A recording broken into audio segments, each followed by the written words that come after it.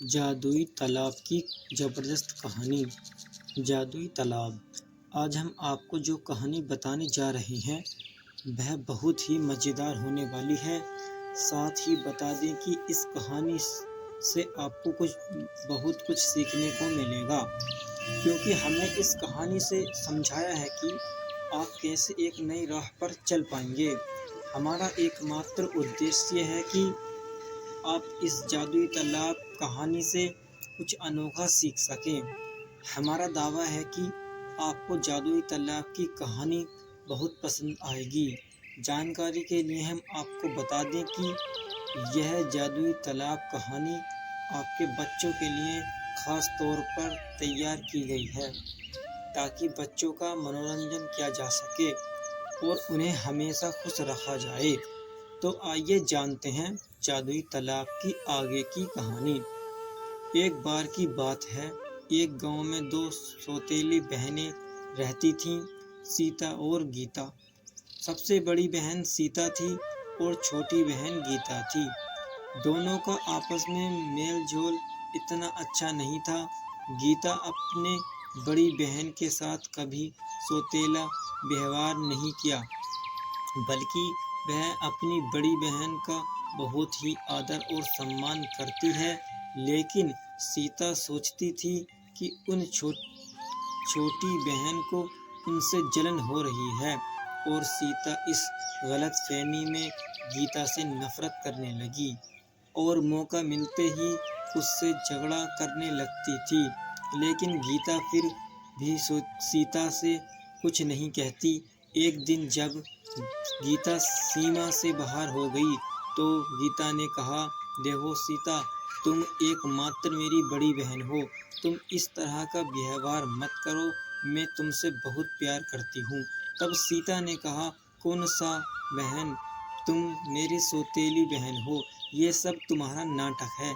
यह सुनकर गीता को बहुत तकलीफ हुई और वह उदास होकर बाहर चली गई और सीता के बारे में सोचते हुए जंगल की ओर चली गई। अचानक कोई गीता को पुकारने लगा। उसे लगा कि शायद सीता मुझे बुला रही है। उसकी न सुनकर वह आगे बढ़ गई। उसके सामने एक बड़ा सा पेड़ दिखाई दिया तो वह उस पेड़ के सामने बैठकर रोने लगी। तभी अचानक पेड़ ने कहा, मैं थोड़ी परेशानी में हूँ, क्या आप मेरी थोड़ी मदद कर सकते हैं? गीता ने कहा, हाँ, मैं आपकी मदद ज़रूर करूँगी। पेड़ ने कहा, बेटी, मैं बूढ़ा हो गया हूँ, मेरी जड़ें भी कमज़ोर हो गई हैं, इसलिए मैं ज़मीन से पानी नहीं खींच पा रहा हूँ। क्या आप पास के तालाब से कुछ पानी लाकर मेरे ऊपर डाल देंगे? गीता ने कहा, ज़रूर, मैं अभी जाती हूँ। गीता वहाँ से निकलकर तालाब के पास पानी लेने जाती है और देखते ही कि वहाँ पहले से ही एक मटका रखा था। गीता उस घड़े में पानी लाती है और उसे पेड़ की जड़ों में डाल देती है। तो पेड़ ने कहा, बहुत बहुत धन्यवाद बेटी, तुम बहुत अच्छी लड़की हो और तुम्हारा दिल बहुत साफ है। गीता ने कहा, इसमें शुक्रिया कैसा, हमें ज़रूरतमंद लोगों की मदद करनी चाहिए। पेड़ ने कहा, बेटी, तुम जिस तालाब से पानी लेकर आई हो, मैं चाहता हूँ कि तुम एक बार फिर से उस तालाब में जाओ और एक डुबकी लगा कर आओ, और अगर तालाब तुम्हें कोई उपहार देता है तो उसे स्वीकार कर लेना। गीता एक बार फिर से उस तालाब की ओर जाती है। तालाब पहुँच कर पानी में उतर जाती है और एक डुबकी लगाती है। डुबकी लगाते ही गीता के हाथ में एक सोने से भरा मटका आ जाता है। गीता सोचने लगी, लगता है इसी उपहार के बारे में बात कर रहे थे पेड़ जी, मुझे ये स्वीकार कर लेनी चाहिए। इतना कहकर गीता सोने से भरे उस घड़े को लेकर अपने घर की ओर जाने लगी। घर पहुंचकर गीता अपने माता पिता को सोने से भरा घड़ा देती है और सारी बातें बताती है। यह देखकर सीता को जलन होने लगती है। माता पिता के जाने के बाद सीता गीता के पास जाती है और कहती है, तुम्हें सोने से भरा वह घड़ा कहाँ से मिला? गीता ने कहा, मैं इसे जंगल के पास के तालाब से लाई हूँ, लेकिन तुम मुझसे इतने सवाल क्यों पूछ रही हो?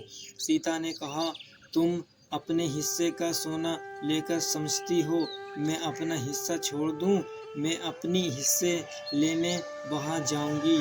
गीता ने कहा, मैं जो सोना लाई हूँ वह तुम्हारा भी है और हमें सोना नहीं चाहिए। तब सीता ने कहा, तुम अपना राई अपने पास रखो, मैं जाऊंगी। दूसरे दिन सीता तालाब की तलाश में निकल जाती है और जादुई तालाब के पास जाने लगती है। रास्ते में सीता को भी वह पेड़ आवाज़ देता है और पेड़ कहता है, बेटी आओ बेटी, क्या तुम थोड़ी देर रुक सकती हो? सीता ने कहा, वाह बोलने वाला पेड़, ये तो कुछ नया लगता है। हाँ बोलो, क्यों आवाज़ दे रही हो? पेड़ ने वही सवाल सीता से भी पूछा और सीता ने कहा, सुबह सुबह तुम्हें और कोई नहीं मिला अपनी बकवास बोलने के लिए? मैं एक ज़रूरी काम से जा रही हूँ, मुझे परेशान मत करो। पेड़ ने कहा, बेटी बस थोड़ा सा पानी ला दो।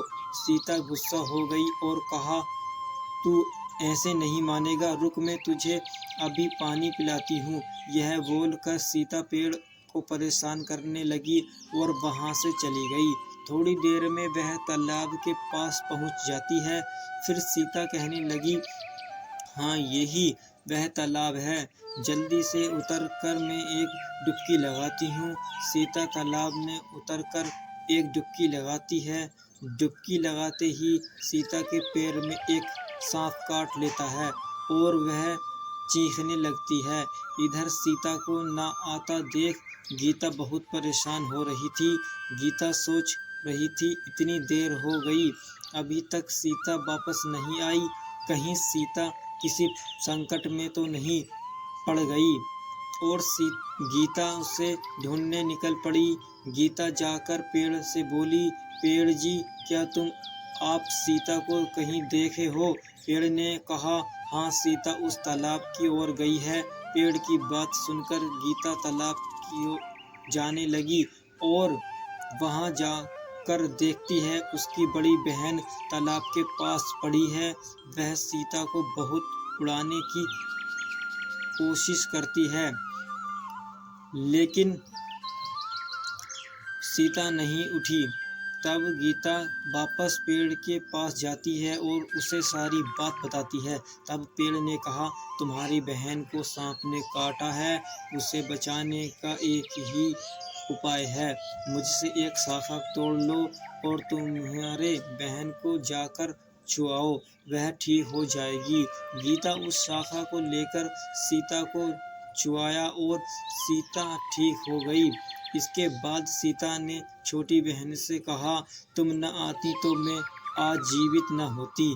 गीता ने कहा, नहीं, मैंने पहले से ही तुमसे कहा था कि हमें और धन नहीं चाहिए, लेकिन तुमने मेरी बात नहीं मानी और हट करके चली गई। सीता ने कहा, क्षमा करो गीता, आज के बाद मैं तुम्हारी हर बात मानूंगी।